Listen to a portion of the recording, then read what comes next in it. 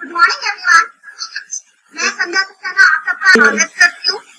आज जिस विषय पर हम चर्चा करने जा रहे हैं वह हमारे सभी दर्शकों के लिए बहुत महत्वपूर्ण है और हमारा चर्चा का विषय है एजुकेशन सिस्टम।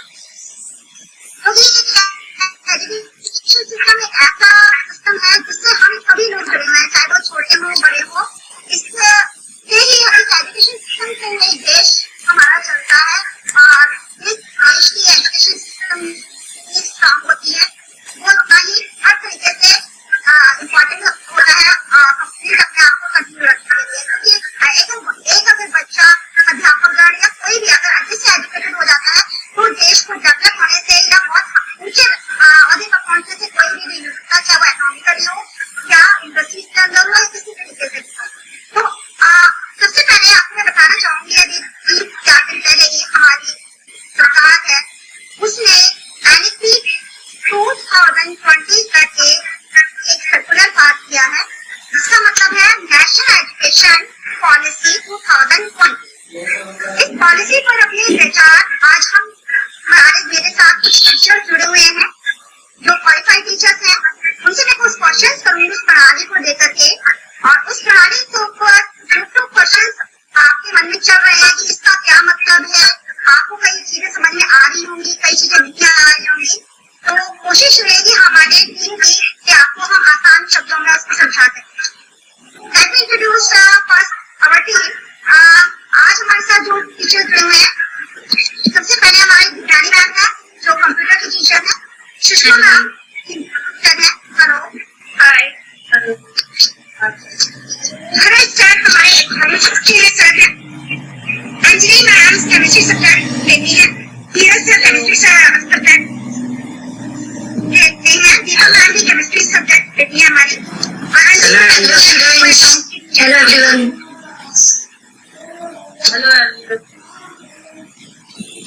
अब मेरा जो सबसे पहला क्वेश्चन है, first question goes to Deepa ma'am. Education policy हमारी वो सबसे पहले कब आई थी, और जो अब हमारी नेशनल एजुकेशन पॉलिसी एनईपी कह रहे हैं, एनईपी 2020, इसमें और पहली वाली एनईपी में हमारा क्या डिफरेंस है, इसको आप हमें बहुत आसान शब्दों में थोड़ा समझा दीजिए और हमारे दर्शकों को, जिससे वो इसको समझ सके और इसकी इम्पोर्टेंस क्या होती है ये please ma'am. Thank you, Sandhya ma'am, for giving me this opportunity to start our discussion. Okay, so NEP 2020 एक नेशनल एजुकेशन पॉलिसी है जो हमारी गवर्नमेंट ने बनाई गई है, क्योंकि हमारे एजुकेशन सिस्टम में कुछ चेंजेस की बहुत ज़रूरत थी। तो अगर हम NEP 2020 की बात करें तो फर्स्ट जो NEP हमारी बनी थी वो बनी थी हमारी 1986 से। 1986 में राजीव गांधी पार्टी ने NEP की शुरुआत करी, जिसमें कुछ हमारे एजुकेशन सिस्टम जो अभी तक हमारा चलता आ रहा था वो एजुकेशन सिस्टम हमारा चल रहा था आज तक, ठीक है। तो इसके बाद जो इसका मेन प्रपोजल रखा गया वो रखा गया था 2014 में, जब सेंट्रल गवर्नमेंट के इलेक्शंस चल रहे थे। उसके टाइम पर कुछ प्रपोजल रखा गया और एक 5 मेंबर की कमेटी बिठाई गई, जिस कमेटी को बिठाया था TSR सुब्रमण्यम ने 2015 में, जिसकी बात 2014 में ही हो चुकी थी कि हमें कुछ चेंजेस करने हैं इस डायरेक्शन में एजुकेशन सेक्टर में, बट उस कमेटी ने इतने वैलिड पॉइंट्स नहीं दिए जिसकी वजह से वो चेंजेस हो पाए, तो वो कमेटी वहीं पर ही बंद हो गई। उसके बाद 2016 में डॉक्टर कस्तूरी रंजन जी ने, जो कि ISRO के हेड हैं और अब राजस्थान यूनिवर्सिटी के वाइस चांसलर हैं, उन्होंने काफ़ी चेंजेस करे। उन्होंने काफ़ी चेंजेस इस बारे में सोचे कि एजुकेशन सेक्टर में कौन कौन से चेंजेस करे जा सकते हैं, ठीक है। और उन्होंने 29 जुलाई 2020 को ये हमारा बिल पास हुआ, जिसका प्रपोजल उन्होंने रखा था 31 मई 2019 को, जो कि पास हुआ 29 जुलाई 2020 में, जिसको हम NEP 2020 के नाम से जाते हैं, ठीक है। और क्योंकि हमारी ministry of human resource development ने थ्योरी रखी है, तो अब से वो हमारी एजुकेशन यूनिवर्सिटी भी कहलाएगी, जो कि बहुत अच्छी बात है। और मेन जो मैं चेंज देख रही हूँ इस पॉलिसी में वो ये है कि अभी तक हमारे एजुकेशन सिस्टम क्या था 10+2 का, कि बच्चा जो है वो 10 साल तक स्कूल में पढ़ेगा, उसके बाद उसका एक बोर्ड एग्ज़ाम होगा, उसके बाद 2 साल फिर वो स्कूल में पढ़ेगा और 2 साल बाद उसका फिर से एक बोर्ड एग्ज़ाम रहेगा, जो कि हमारा 10+2 सिस्टम था। बट अब इस नई पॉलिसी की एक्चुअल में इस नई पॉलिसी के द्वारा जो है वो 5+3+3+4 का सिस्टम चलाया जाएगा, जिससे बच्चे को और उसकी ऑलराउंड डेवलपमेंट करी जाएगी। और 10+2 बोर्ड सिस्टम जो है वो हटा दिया गया है, जो मेन चेंज हमें इस एजुकेशन पॉलिसी में दिख रहा है। हो सकता है कि इसके अलग अलग एस्पेक्ट्स में कुछ प्रोज एंड कॉन्स देखें, जो कि हम आज के डिस्कशन में अपने एक्सपर्ट से देखेंगे, बट अकॉर्डिंग टू मी ये चेंज काफ़ी अच्छा है और ऐसे चेंज की हमें बहुत ज़्यादा ज़रूरत है। थैंक यू दीपा मैम, आपने जिस तरीके से समझाया है, आशा करती हूँ हमारे जितने भी NITU के दर्शक हैं उनको ये चीज समझ में आई होगी कि NEP की क्या इम्पोर्टेंस है। और ये NEP आज फर्स्ट टाइम सर्कुलर नहीं आया हमारे पास, ये पहले भी इम्प्लीमेंट हो चुका है। Now second question goes to sir. Welcome sir in our channel. सबसे पहले आपसे ये क्वेश्चन है मेरा कि जैसे कि NEP 2020 के अंदर एक क्लॉज के अंदर लिखा हुआ है कि हम बैकलैश क्लासेस के ऊपर बहुत ज्यादा, तो इसको आप किस तरीके से देते हैं, ये कैसे बेनिफिशियल रहेगा हमारे सबसे ठीक है। तो first of all backless education बहुत ज्यादा इंपॉर्टेंट है कि हमारी सरकार ने निर्धारित किया है कि 10 दिन तक बच्चे जो है बिना बैग के स्कूल जाएंगे। इसका मतलब कि बच्चे जो है बिल्कुल मानसिक तनाव से बहुत दूर रहेंगे। ये मेन पॉइंट है, ये मेन उद्देश्य है इस एजुकेशन पॉलिसी का। 10 दिन में उनको जो है काफी रिक्रिएशनल एक्टिविटीज जो है सिखाई जाएंगी, जैसे सिलाई कढ़ाई या फिर गार्डनिंग या फिर नई डिजिटल मार्केटिंग। इनको जो है काफी जो है ऐसी एक्टिविटी सिखाई जाएगी जिससे जो है बच्चे आत्मनिर्भर बन पाएंगे और हमारे आत्मनिर्भर भारत का निर्माण हो पाएगा।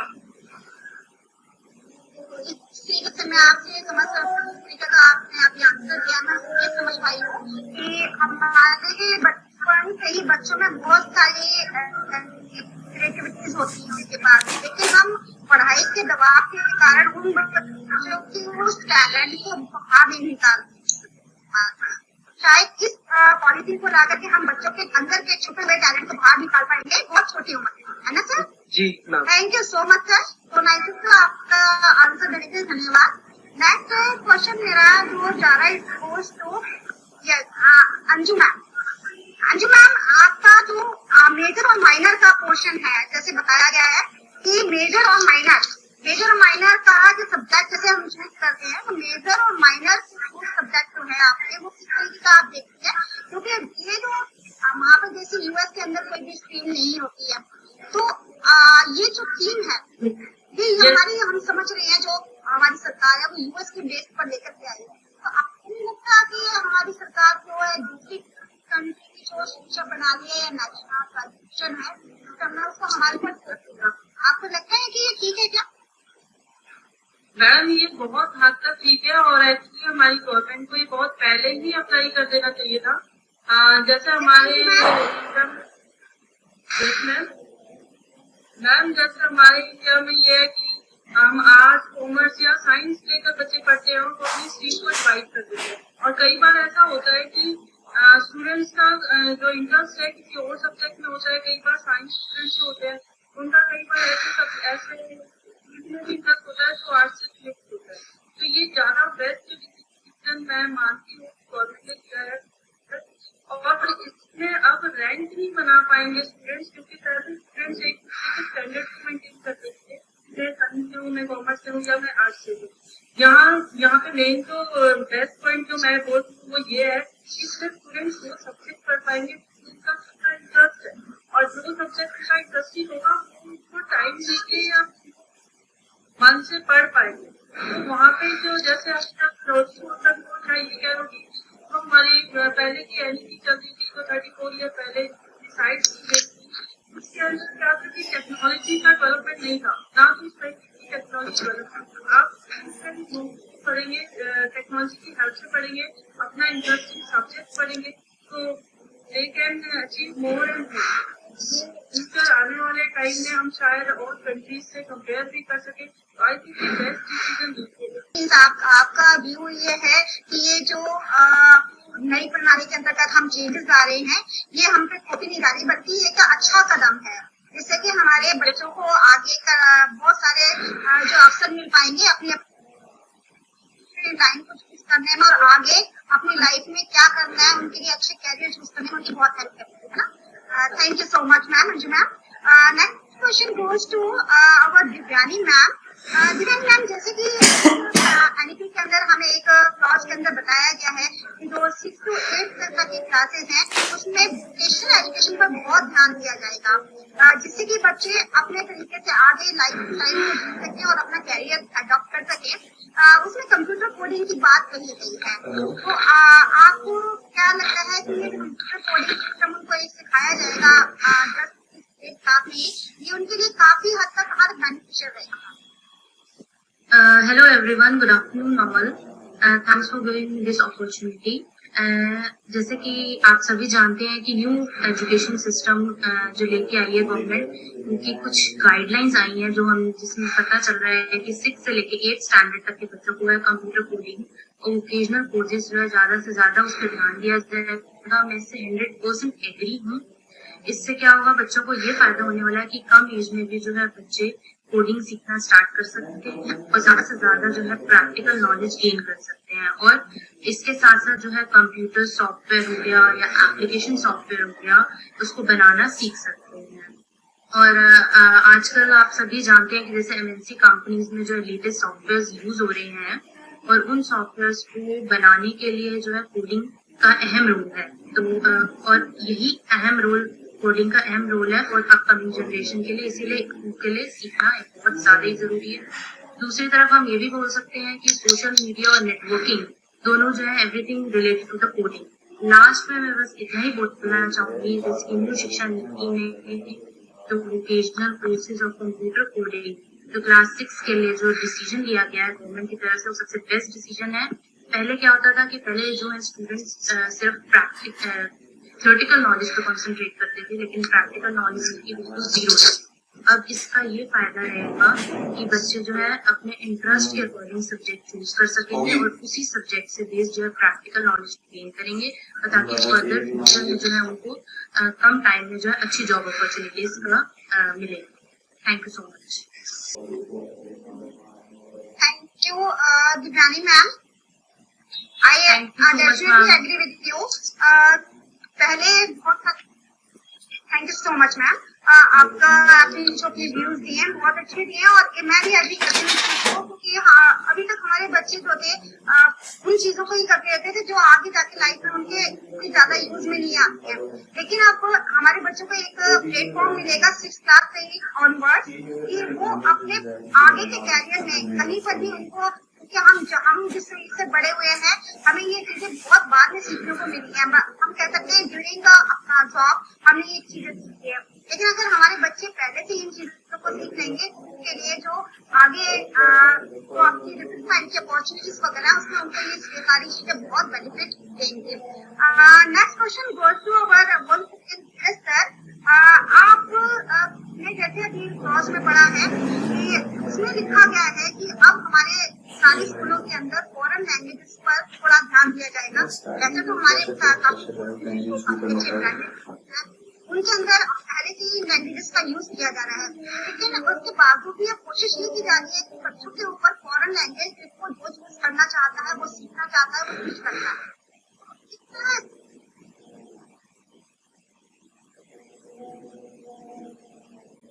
हेलो, इसको हम प्रमोट करेंगे अगर उसमें, तो बच्चों के लिए कैसे फायदेमंद रहेगी? जी बिल्कुल, जो है बच्चों के लिए बिल्कुल फायदेमंद रहेगा कि बच्चों को एक डिफरेंट लैंग्वेज मिलेगी एक सीखने के लिए, और बच्चे जो है अपने आप को क्रिटिकल थिंकिंग को जो है सुधार पाएंगे अपनी, क्योंकि एक फॉरेन लैंग्वेज से सीखने का ये फायदा होता है कि बच्चों की एक क्रिटिकल थिंकिंग जो है इम्प्रूव होती है, जो कि कोई भी बच्चे जो है लैंग्वेज सीख के जो है सीख सकते हैं। और दूसरा इसका ये फायदा है कि वो अपनी नेटिव जो लैंग्वेज है उसको भी अच्छे से जो है ग्रैब कर पाएंगे फॉरेन लैंग्वेज सीख के। जैसे कि आप स्कूलों में जो है फ्रेंच, जर्मन ये सब सिखाई जाएगी, और इसके साथ ही अब सरकार ने जो है 100 फॉरेन कॉलेजेस को भी परमिशन दी है कि वो अपनी ब्रांचेस जो है इंडिया में खोल सकते हैं, तो जिससे कि यहाँ पे जो है काफी फॉरेन लैंग्वेज का महत्व बढ़ जाएगा। Thank you so much sir. जैसे एक्चुअली क्या है, जब हम ऑनलाइन बच्चों को अगर मिलेगी, रिपोर्ट की जाएगी, तो एक चीज उनके लिए और फायदेमंद रहेगा। सपोज अगर हमारा कोई बच्चा कंट्री में जाता है जहाँ के लैंग्वेज का ऑलरेडी ऑफिसर या नॉलेज है, तो उसे वहाँ जाकर के किसी तरीके की दिक्कत नहीं आएगी, ये उसके बहुत अच्छी बेनिफिट रहेगा उसके लिए। Next question goes to Sushma ma'am. आपका बहुत Yes, स्वागत ma'am. हमारे चैनल में। आपका Okay, ma'am. आपसे मेरा क्वेश्चन है कि जो 8 to 12 तक के स्टूडेंट्स हैं, उनको एक आजादी दे दी गई है कि अपने जो सब्जेक्ट है वो खुद चूज कर सकते हैं, और ये हाँ जी, सब्जेक्ट मैम। चूज कैसे कर सकते हैं वो, और अलग अलग तरीके के सब्जेक्ट चूज करने से उनको क्या बेनिफिट मिलेगा, प्लीज इस पर थोड़ा सा हमारा प्रकाश डालिए। हाँ जी मैम, गुड आफ्टरनून सुषमा सभी। मैम। Yes ma'am. हाँ, सभी को मेरा नमस्ते। हाँ, मेरे समक्ष जो है सभी अनुभवी जो है अध्यापक बैठे हुए हैं। उन्होंने अपनी अपनी बात रखी और उन्होंने सभी ने जो है एक बहुत अच्छी अच्छी बातें रखी हैं। तो संध्या मैम ने मुझे कहा है, तो मैं आपको इस प्रश्न का उत्तर देना चाहूंगी कि जो है 8th क्लास से लेकर 12th क्लास तक के बच्चे जो है अपने विषय को किस प्रकार चुन सकते हैं। तो देखिए, अपने एक विषय को चुनने के लिए 8th क्लास तक के बच्चों को जो है एक पहली बार सक्षम होना पड़ेगा। उन्हें सक्षम होना पड़ेगा, जैसे कि विज्ञान है, गणित है, कला है, सामाजिक विज्ञान है आदि जो है विषय जो है पढ़ने को मिलेंगे, और पहले से ही वो सक्षम हो जाएंगे कि मुझे जो है ये विषय जो है 8th क्लास से लेके 12th क्लास तक पढ़ना है। उन्हें बीच में कोई भी जो है विषय चुनने के लिए उन्हें कहा नहीं जाएगा, वो पहले से ही तैयार रहेंगे, और इससे जो है उनके जो अभिभावक हैं वो भी सक्षम हो जाएंगे कि उन्हें जो है 8th क्लास से ही बच्चे को एक सब्जेक्ट दिलाना है, एक विषय दिलाना है।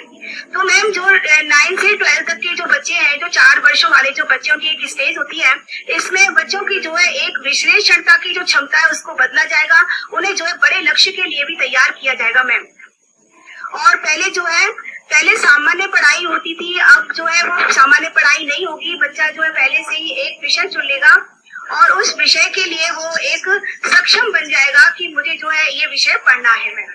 तो मैं चाहती हूँ, मेरा विचार ये है कि जो भी ये नेशनल एजुकेशन जो पॉलिसी आई है, ये बहुत अच्छी है। बच्चों के भविष्य के लिए, उजागर भविष्य के लिए बहुत अच्छी पॉलिसी है ये मैम, क्योंकि बच्चा जो है पहले से ही 8th क्लास में सक्षम हो जाएगा कि उसे क्या विषय पढ़ना है और क्या नहीं पढ़ना है मैम। और दूसरी बात ये है मैम कि जो जैसे कि गणित और विज्ञान के बीच में उसे जो एक वोकेशनल सब्जेक्ट भी मिलेगा, वो चूज भी कर सकता है अपने लाइफ के लिए आगे कि उसे क्या बनना है, क्या नहीं बनना है। प्रैक्टिकल सब्जेक्ट भी इसमें दिए हुए हैं, जैसे इंजीनियर के लिए, कोई भी जो है फैक्ट्री में जाने के लिए, तो वो जो है वोकेशनल सब्जेक्ट को भी सीख सकता है मैम।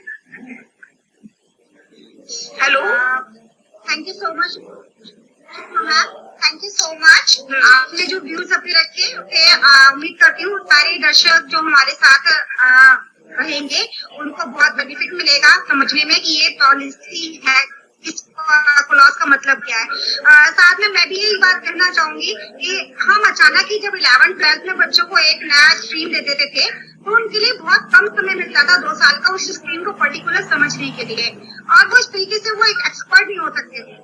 और कहा जा सकता है, एक कहावत है कि practice makes a man perfect. अगर हम उनको इस सब्जेक्ट जो कि उन्होंने आगे लाइफ में जिस स्टाइल में आगे बढ़ना है, अगर उनको कोई 8 से ही दे दिए जाएंगे, तो उनको बार बार उन चीजों की प्रैक्टिस होती रहेगी, और जब तक वो अपने उस लेवल पर आएंगे तो बहुत अच्छे से सक्षम होंगे हर काम को करने के लिए। Now once again I want to go to with Bharat sir. Bharat sir, आपसे मेरा एक क्वेश्चन है कि जैसे कि हम देखते हैं कि हमारे हर देश की अपनी एक जीडीपी होती है, उस जीडीपी के अंदर हर खर्चों को शामिल किया जाता है। तो हमारी जो जीडीपी एक है वो लगभग 6% मानी जाती है, एक एवरेज, ऑन एन एवरेज। लेकिन उसमें जो हमारा एजुकेशन सिस्टम के ऊपर है, अगर हम दूसरे देशों से कंपेयर करें तो हम लोग एजुकेशन सिस्टम के ऊपर बहुत कम खर्च करते हैं, नॉमिनल 1.75 या हम अगर राउंड में भी लगाए तो 2%। तो आपको क्या लगता है कि ये सफिशिएंट है हमारे लिए? पहले तो थैंक यू भरत सर। पहले तो थैंक यू, आपने इनवाइट किया मुझे। मैं Bharat Grover as account teacher. मेरे हिसाब से, मैं कोई पढ़ाता हूँ, तो मेरे हिसाब से अगर इस समय देश जीडीपी पे 6% खर्च कर रहा है, अगर हम ओवरऑल पहले देखें तो पहले हमारे देश जीडीपी पे 3% खर्च करता था, और other country like China, Japan वगैरह ये तो छोड़ो, वो बहुत ज्यादा ही खर्च करते हैं। लेकिन अगर हमारी गवर्नमेंट ने ये सोचा है कि वो 6% खर्च करना चाहते हैं, हमारे लिए सबसे पहले बेनिफिट है, चलो सोचा तो सही, अभी तक 3 था, 3 से 6 कर दिया, सोचा तो सही। और ये पॉसिबल है कि अगर आज हमने 6% का सोचा है तो आगे हमारी परसेंटेज बढ़ेगी और बढ़नी भी चाहिए, क्योंकि जीडीपी का अगर 6% को खर्च भी करना चाहते हैं तो बहुत अच्छी बात है, जिससे हमारा एजुकेशन सिस्टम बहुत अच्छा होगा, लोग फ्रीली पढ़ भी पाएंगे, बहुतों को एजुकेशन फ्री भी मिलेगी। तो मेरे हिसाब से तो 6% खर्च बहुत कम है, लेकिन अगर इन्होंने शुरुआत 6 से करी है, इस प्रोजेक्ट को लाके, नई पॉलिसी को लाके अगर इन्होंने 6 से शुरुआत करी है, मुझे कहीं ना कहीं गवर्नमेंट पे थोड़ा बहुत इतना विश्वास है कि वो इस पॉलिसी में और भी जाके जीडीपी का पार्ट रखेगी और रखना भी चाहिए।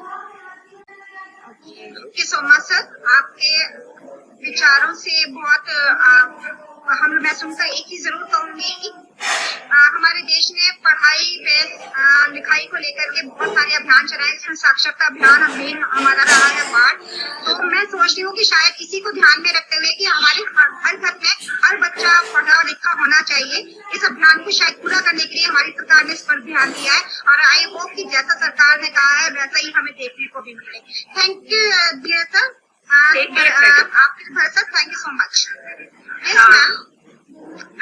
हाँ मैम, मैं कुछ पंक्तियाँ बोलना चाहूंगी मैम। हाँ जी hello, welcome ma'am, Sushma ma'am, हाँ। Please welcome. हाँ जी, तो मैम शिक्षा के ऊपर कुछ 4 पंक्तियाँ मैं बोल रही हूँ, तो कृपा करके सुने आप सभी कि शिक्षा एक ऐसी पूंजी है, शिक्षा एक ऐसी पूंजी है जो कोई बांट नहीं पाएगा, नहीं पढ़ेगा जो कोई बालक जीवन भर पछताएगा, नहीं पढ़ेगा जो कोई बालक जीवन भर पछताएगा।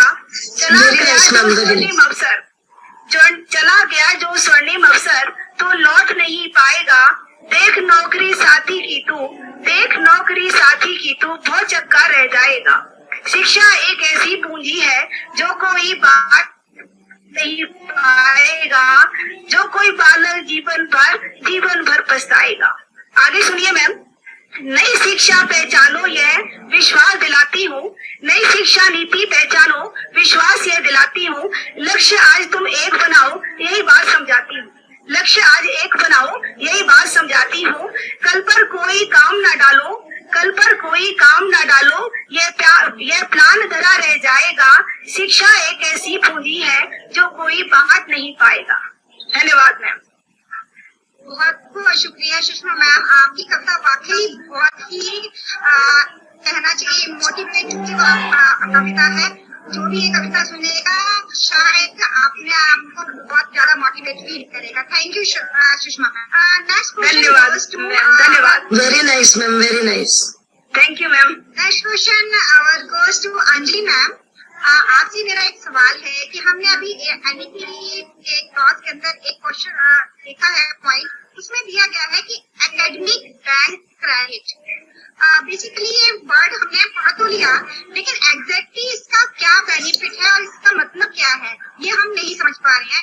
तो प्लीज हमें और हमारे दर्शकों को बताइए कि एग्जैक्टली एकेडमिक बैंक क्रेडिट का मतलब क्या है और इसकी इम्पोर्टेंस क्या रहेगी, बच्चों को ये कैसे बेनिफिट देगी, प्लीज इस पर डिस्कस करिए। Thank you ma'am.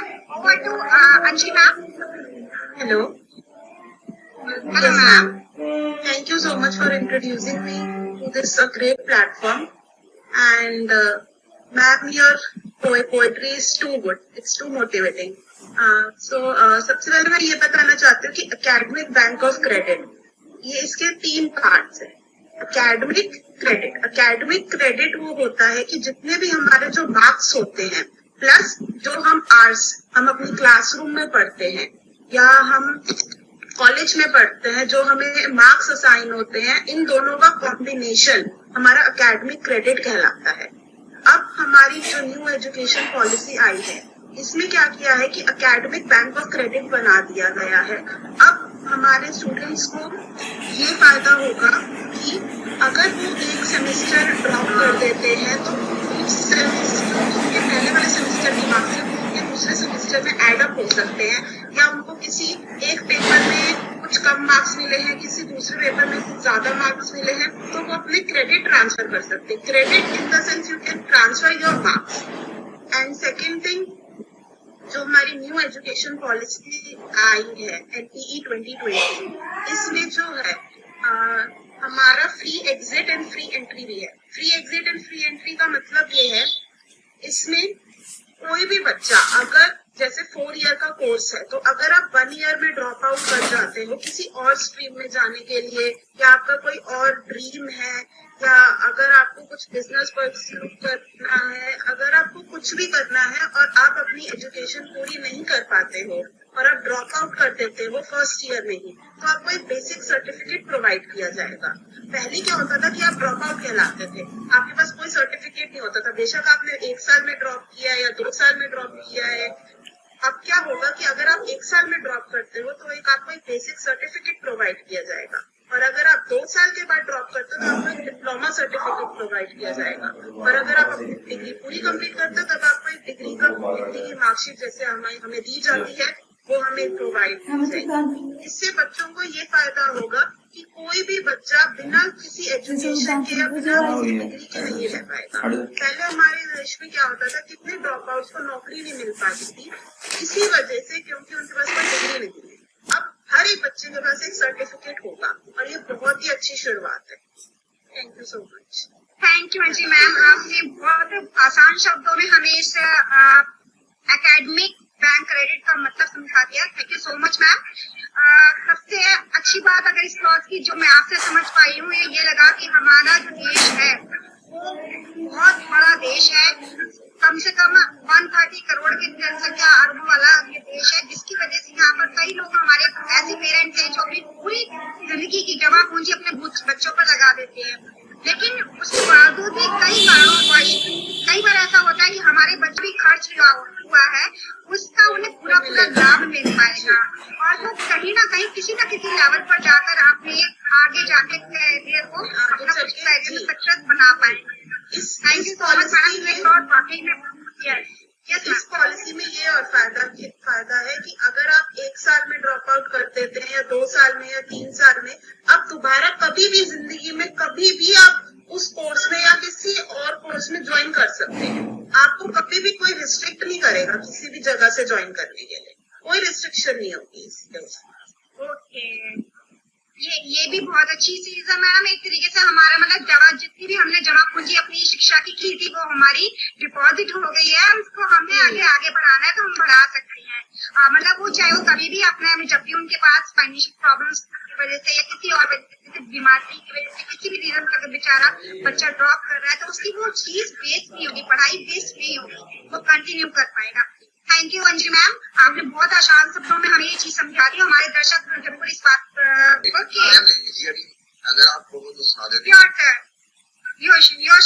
Welcome sir. पढ़ना है, पढ़ाना है, अपने देश को महान बनाना है। पढ़ना है, पढ़ाना है, अपने देश को महान बनाना है। हम पढ़ के दिखाएंगे, कुछ करके दिखाएंगे, अपने देश को हमेशा आगे बढ़ाएंगे।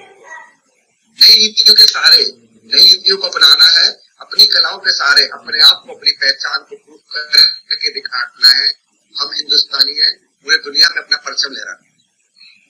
Very well done sir, very well. आपने जो बहुत ही अच्छे वर्ड्स थे आपके सर, और मैं समझती हूँ हम सारे भारतीयों को भी ऐसा ही सोचना चाहिए जैसा आप सोच रहे हैं sir. Last question goes once again Anju ma'am. Anju ma'am, अभी तक हमारा जो स्कूल का जो एजुकेशन सिस्टम का पैटर्न चल रहा था वो 10+2 का पैटर्न चल रहा था, ओके। अब हमारा जो नया पैटर्न आया जो कि मैं NEP 2020 में क्लॉज देख रही हूँ कि 5+3+3+4, ये पैटर्न थोड़ा हमें क्लियर करेंगे आप कि किस तरीके से ये पैटर्न हमारा फॉलो हम करेंगे और इसमें हमें किस तरीके से बेनिफिट मिलेगा हमारे बच्चों को, आप बताएंगे please. Over to Anju ma'am please. Ma'am ये जो 5+3+3+4 का सिस्टम है, इसके स्टार्टिंग के जो 5 इयर्स है उसमें बच्चे का जो हम प्री प्राइमरी KG जो किंडरगार्टन है वो section plus first second class आई। नेक्स्ट जो 3 ईयर बच्चे का 3rd, 4th और 5th स्टैंडर्ड आएगा, और 3rd, 4th, 5th स्टैंडर्ड के लिए गवर्नमेंट का एक सबसे बड़ा प्लस पॉइंट ये है कि बच्चा अपनी मदर टंग या जो भी लैंग्वेज में पढ़ना चाहे उसके ऊपर इंग्लिश लैंग्वेज सीखने का कोई बर्डन नहीं डाला जाएगा। तो बच्चा इसे जिस भी लैंग्वेज में सीखना चाहता है उस लैंग्वेज में इसको स्टडी कर सकता है। नेक्स्ट बेसिकली का मतलब 6, 7, 8 जिसमें जिस फील्ड में बच्चों को इंटरेस्ट है उसी फील्ड में उन बच्चों को एजुकेशन प्रोवाइड की जाएगी। थ्योरी के साथ साथ उन्हें प्रैक्टिकल नॉलेज भी दी जाएगी। मीन्स प्रैक्टिकल तो आजकल बच्चों का मैडम माइंड ही है, क्योंकि आजकल के बच्चों को टेक्नोलॉजी बहुत जल्दी समझ आती है। अगर वो इस चीज को 6 क्लास से ही स्टडी करना सीख जाएंगे तो शायद इसका मिस यूज भी ना हो, आने वाले टाइम में इसका मिस यूज ना हो। क्योंकि स्टूडेंट्स आजकल टेक्नोलॉजी को समझते हैं लेकिन उसका मिस यूज बहुत ज्यादा होता है बजाय उसका पॉजिटिव होने के। ये हम लोग अपनी सोसाइटी में भी देखते हैं। नेक्स्ट जो 4th आएगा, नेक्स्ट जो 4 है आपका 9th to 12th है। तो 9th to 12th में स्टूडेंट्स इतना कैपेबल हो जाएंगे कि उन्हें क्या करना है और वो उसके अकॉर्डिंग अपना सब्जेक्ट ले सकते हैं। सेकेंड +1 मैम ये है कि अभी तक पेरेंट्स के ऊपर भी बर्डन था कि प्राइवेट पब्लिशर्स की बुक्स स्कूल वाले प्रोवाइड करवाते थे जो काफी कॉस्टली होती है। गवर्नमेंट का एक सबसे बड़ा स्टेप ये भी कहा जा सकता है कि जितने भी स्टेट्स हैं चाहे वो किसी भी बोर्ड से हैं सभी एनसीईआरटी का पैसा। तो आई थिंक ये बहुत ही पॉजिटिव बात है, क्योंकि किसी को भी अंडर कॉन्फिडेंट या ओवर कॉन्फिडेंट होने का मौका नहीं मिलेगा। थैंक यू अंजू मैम, बहुत बहुत धन्यवाद। लेकिन बीइंग ए इंग्लिश टीचर मैं भी इंग्लिश लेती हूँ, इंग्लिश सब्जेक्ट है मेरा। उस हिसाब से मैं अगर देखना चाहूंगी इंग्लिश साथ में रहेगी तो बच्चों के लिए बेनिफिट रहेगा। अगर बच्चा हमारे हिंदुस्तान में है तो वो मदर टंग में या जो हमारी राष्ट्रीय भाषा हिंदी है उसमें वर्क कर रहा है, कोई इशू नहीं आएगा।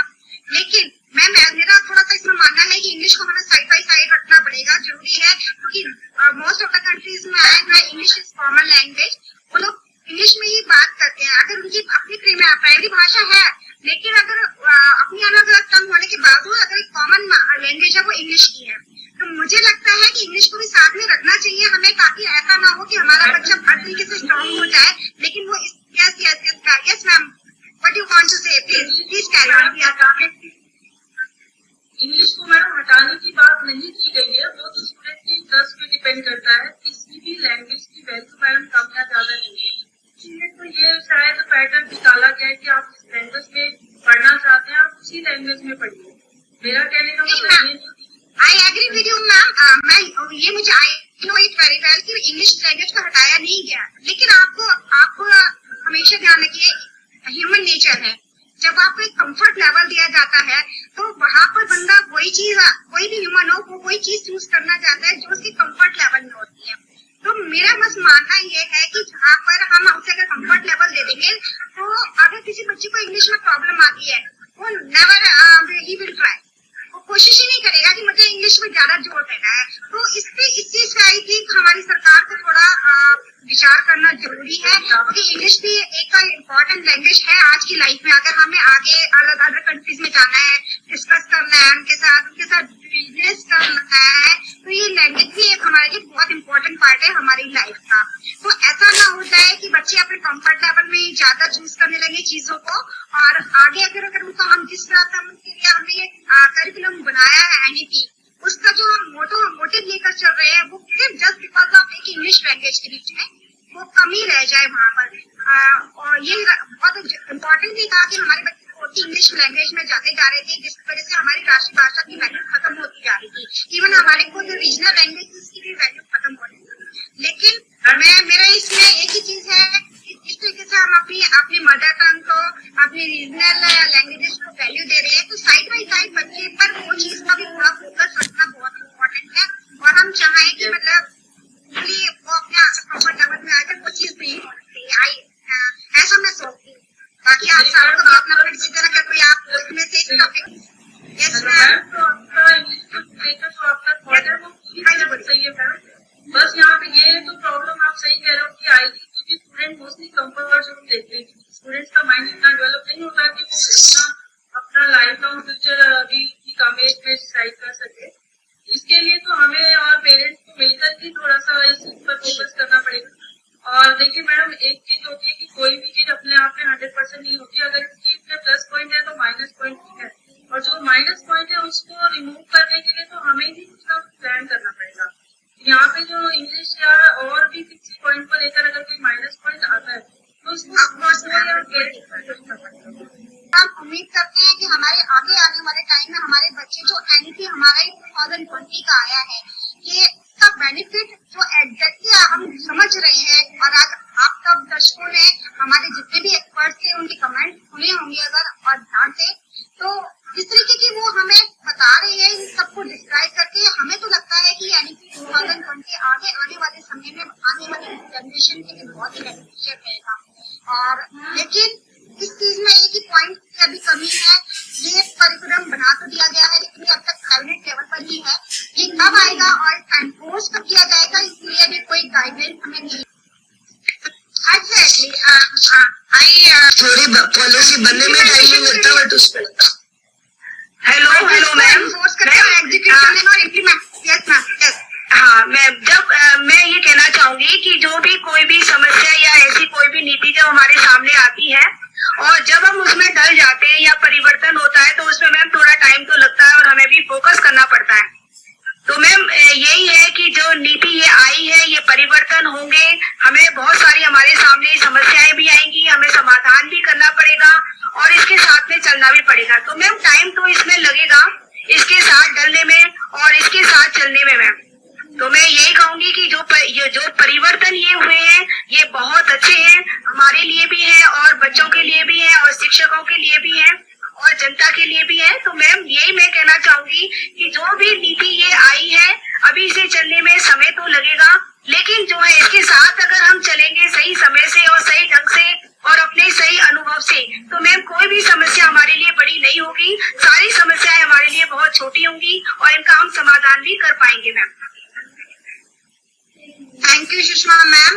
और इसी चर्चा के साथ हम अब ये अपना विषय खत्म करते हैं। Thank you all of you. Thank you ma'am. And we will make once again at the time of execution of this NEP 2020. Okay, we can also tell our audience also to mention their reviews.